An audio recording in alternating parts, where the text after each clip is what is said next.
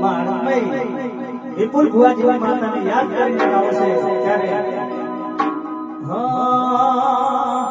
ભુવાજી જીવન સફળ કર્યો હરમય માતાએ તારું જીવન સફળ કર્યો હરમય માતાએ લખ્યા તારા લેખ